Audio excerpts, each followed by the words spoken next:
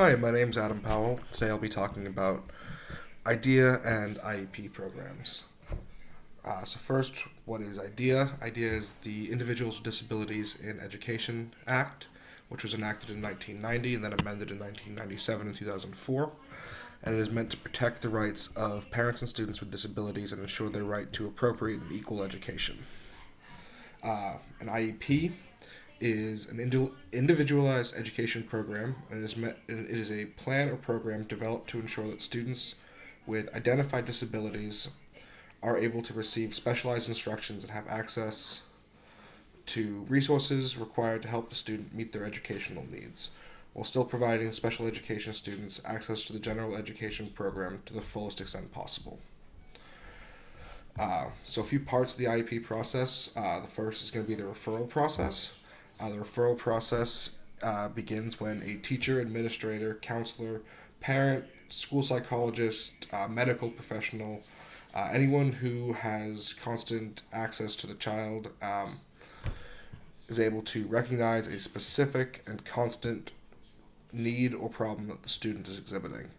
This can be seen by observing a change in the student's academic, social, emotional, behavioral, or physical abilities. All these behaviors should be documented and discussed with the IEP team, and then a referral is made to assess the student for eligibility. Now, eligibility can happen if the child has a defined disability under IDEA, which negatively affects their educational performance, and the child requires special education services to be able to benefit from education. The main reason a student may not be eligible for special education is if the student does not meet the criteria for disability negatively impacting education. In these cases, students may need some assistive measures, which should be documented but do not need special education services. After eligibility, after the eligibility assessment, we come to evaluation, which should be completed within 60 days of the referral process, and it should be completed with the help of a multidisciplinary team of people who can bring several perspectives to the evaluation.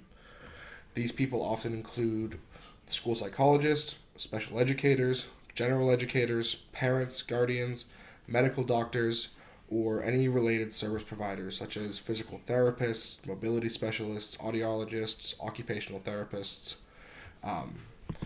The students will go through a small battery of evaluations that measure intelligence, achievement, behavior, and disability-specific issues and medical needs. That combined with observation and the documentation that takes place pre-referral form the evaluation for special education eligibility. After the eligibility is determined, the IEP team will meet, they will discuss a plan, and they will form the IEP. So what makes up the IEP? The first part of that is the present level of performance. This section lists academic achievement, functional performance, the effect of their disability or involvement and progress within the classroom, and the student's strengths and weaknesses. The next section are clearly defined long-term goals and milestones relevant to the student's disability, which the student hopes to be able to address and are based on the child's unique needs. The next section is assessment. This section contains notes in regard to the evaluations given along with notes on observation and documentation from teachers and the school psychologists. It can also contain notes from medical professionals and any other related providers that the student has seen. The services section is the final section and is made up of two parts. The first discusses the needs and accommodations which the student will require to be successful in the classroom, such as assistive technology, extra time, or decreasing any kind of sensory issues that may take place in the classroom. The second is supplementary services, which are services provided by special educators, paraeducators, and this could include language or speech therapy, behavioral support, or occupational therapy. The final thing to address are the ethical responsibilities that educators have in regards to the IEP process. There's really two major ethical responsibilities. The first being confidentiality. Educators have a duty of confidentiality to protect students' information from being disclosed to unauthorized persons. And the second is advocacy.